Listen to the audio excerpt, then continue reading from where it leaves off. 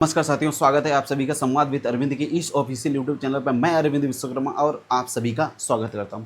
तो साथियों, इस समय भारत की राजनीति में जो एक तरह से कहा जाए, मतलब ऐसी ऐसी चीज़ें हो रही हैं जो कहा नहीं जा सकता। मतलब आपको मालूम ही होगा, जैसे सीजेपी के प्रोटेस्ट चल रहा था, तो ये सीजेपी आई कहाँ से, कैसे उन्होंने इतना बड़ा अपना वर्चस्व स्थापित कर लिया एक तरह से कहा जाए।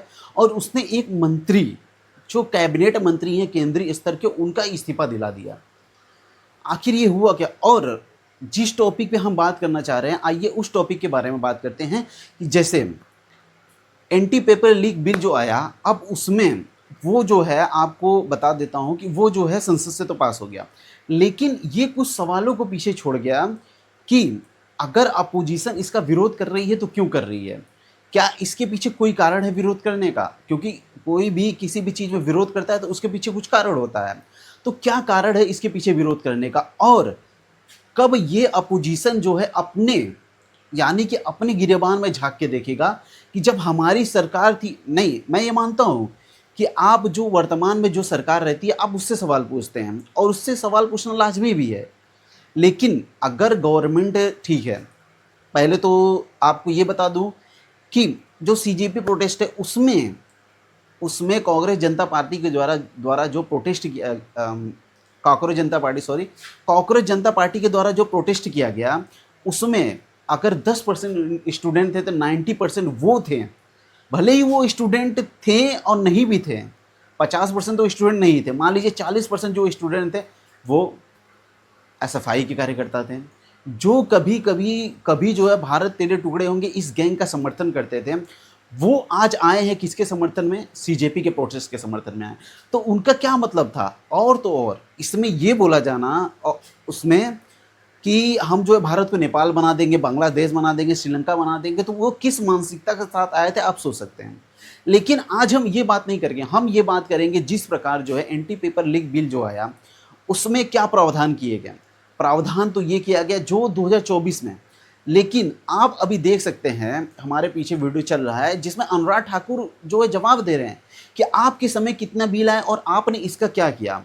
कुछ भी नहीं किया, आपने उस पर कोई कार्रवाई नहीं की। लेकिन जब ये बोले, जब बीजेपी गवर्नमेंट आई, तब उन्होंने 2024 में बिल लाया एंटी पेपर लीक का, और उसके बाद इसमें अब परिवर्तन करके और कड़ा कानून बना रहे हैं। तो ये विपक्ष को विरोध करने का क्या तरीका हो सकता है, ये समझ नहीं आ रहा है।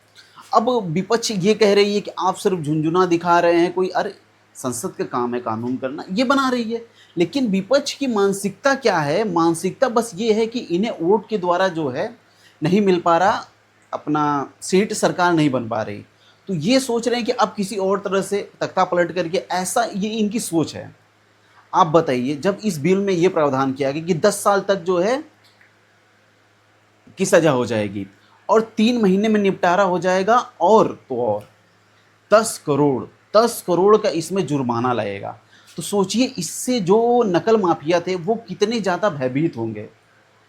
नकल माफिया बहुत ज़्यादा भयभीत होंगे और वो अपने आप को कहीं ना कहीं इसका दायरा सिमटेगा, और इसका दायरा बहुत ज़्यादा अब बड़ा नहीं होगा।